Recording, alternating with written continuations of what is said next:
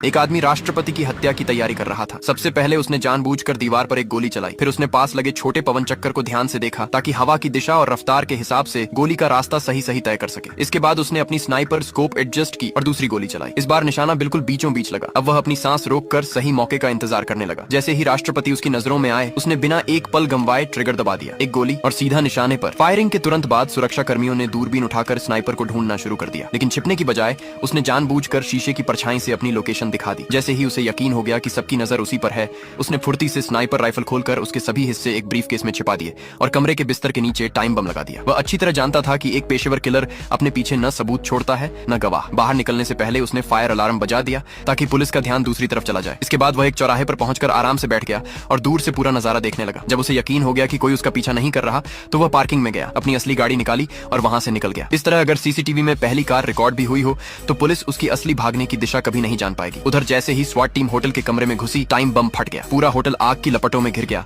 और उसके होने का हर सबूत मिट गया। वह ऐसे गायब हो गया जैसे कभी वहां था ही नहीं। लेकिन उसने एक बड़ी गलती कर दी थी। हाईवे पर सुरक्षा जांच 5 गुना बढ़ा दी गई। हर गाड़ी की तलाशी ली जा रही थी। वह वकील का भेष बनाकर चेक पोस्ट पर पहुंचा। पूछताछ के दौरान उसके चेहरे पर घबराहट का कोई निशान नहीं था। उसने खुद ही अपनी डिक्की खोल दी जिसमें वही ब्रीफकेस रखा था। पुलिस ने एक नजर डाली, कुछ भी संदिग्ध नहीं मिला और उसे जाने दिया। असल में उसने राइफल को सिर्फ खोल कर नहीं रखा था, उसने उसके हर हिस्से को ब्रीफकेस की बनावट में ही छिपा दिया था। ब्रीफकेस का हैंडल निकालो तो वही स्कोप बन जाता था। सपोर्ट रॉड्स अलग करो तो वे राइफल की बैरल बन जाती थी। अंदर की लाइनिंग हटाओ तो ट्रिगर मिल जाता था और चारों पहियों की खांचों में एक एक गोली छिपी हुई थी। जब ये खबर पुलिस स्टेशन पहुंची तो हर कोई हैरान रह गया। होटल से निशाने तक की दूरी 3815 मीटर थी, जो दुनिया का नया स्नाइपर रिकॉर्ड बन चुका था। तब तक वह जर्मनी छोड़कर इंग्लैंड वापस पहुंच चुका था। घर लौटते ही उसने अपना भेष उतार दिया। अपनी पत्नी के सामने उसका ठंडा चेहरा अचानक प्यार से भर गया। उसकी पत्नी को लगा कि वह सिर्फ बिजनेस ट्रिप से लौटा है। उसे बिल्कुल अंदाजा नहीं था कि उसका पति दुनिया के सबसे खतरनाक सुपारी किलरों में से एक है। अपने गुप्त ठिकाने पर पहुंचते ही उसने सिस्टम में लॉग इन किया और अपने क्लाइंट से बचे हुए 37.5 लाख डॉलर की मांग की। काफी देर इंतजार करने के बाद उसे सिर्फ एक संदेश मिला।